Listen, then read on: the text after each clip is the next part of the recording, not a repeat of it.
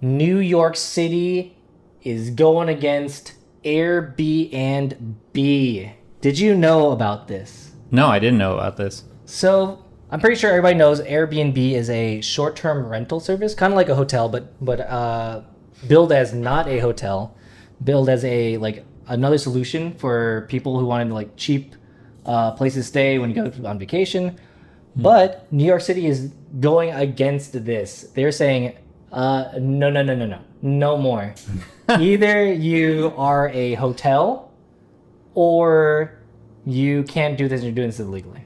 Oh my God, that's crazy. I've used Airbnbs. Have you used it in New York City? No, I haven't. I've actually only stayed at hotels in New York City. Really? Yeah. Okay.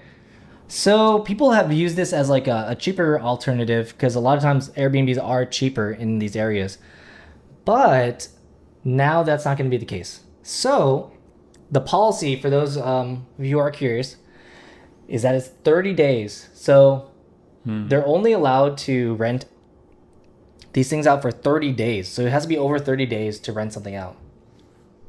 And they're trying to stop these landlords from doing short-term rentals, like a couple days to a week, because they believe that it's harder for people to find housing in New York City because it's all being turned into Airbnbs. Okay.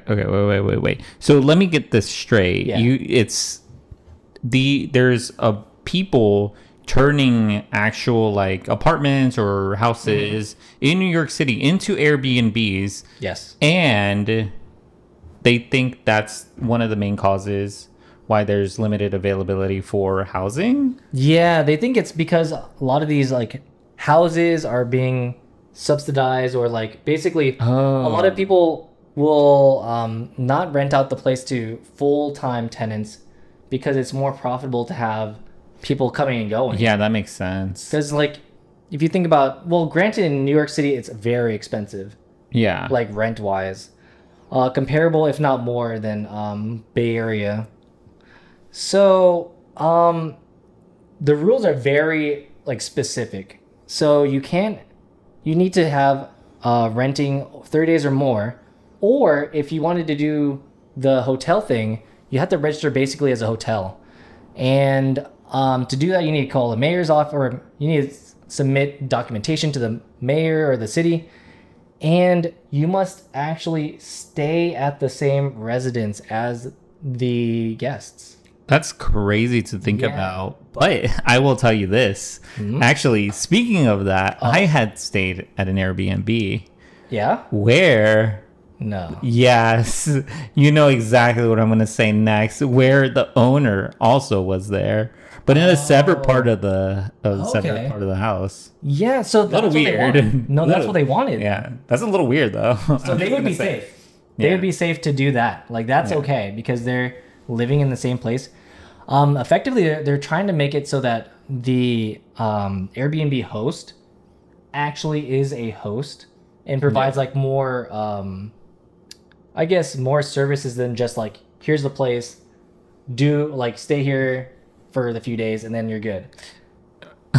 So it's pretty tough. Yeah, so I actually have another story, and another Airbnb story, by the way. Nice. I've stayed at a couple of Airbnbs, but oh my God, you just jogged my memory on this. So this was in LA. I stayed in an Airbnb in LA. Okay, absolutely. And what happened was that the guy, he lived in the same complex as so he had one apartment on the bottom, and then he had another apartment on top where he stayed.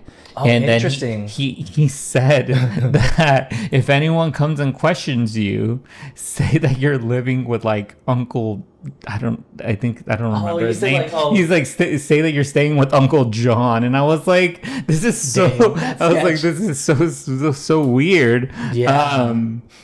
Yeah, granted to say, it just reminded me of that experience. Yeah, so my experience in that was like in LA we had one little house, and the little houses were like back to back, and they're owned by the same Airbnb host. Oh, really? Yeah. So, but the way that they build these little houses is that there was this basically kind of open floor plan style, almost, where like they had a lot of windows. Oh wow! And the windows are so big that you could like look from one side of our place that we're staying at to the other side of where the other people were staying at. What the heck? You can see through our door or place into their living room and see them. That's so weird. There was no like curtains or anything. You couldn't stop them if you wanted to. By the way, this is a lot. This gonna be the last story.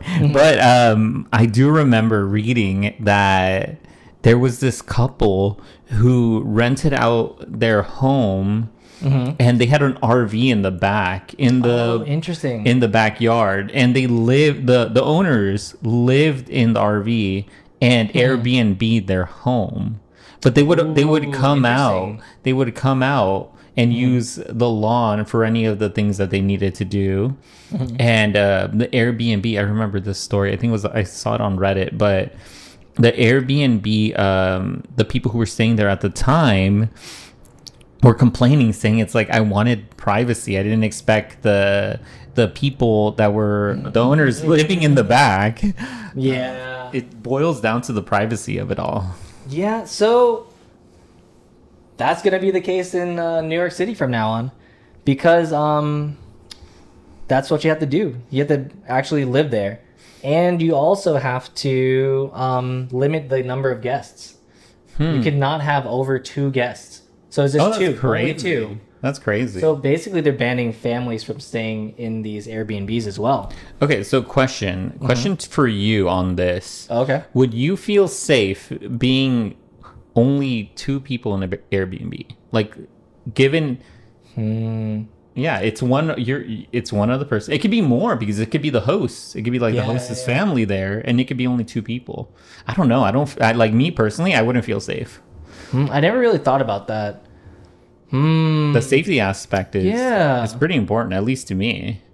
Because I guess with the original Airbnb, at least you get somewhat privacy, but I guess they would still have the keys to the place because it's theirs. But I mean, Yeah, true. but I think like you're basically assuming that they're trying to maintain their like livelihood of having an Airbnb, and you're like, oh, just trusting that like, oh, because they're on Airbnb, Yeah. they'd be like more inclined to keep their business going. Yes, but let us know in the comments down below what you guys think, because me personally, I feel like I would feel a little less safe with the host being there. Just me personally.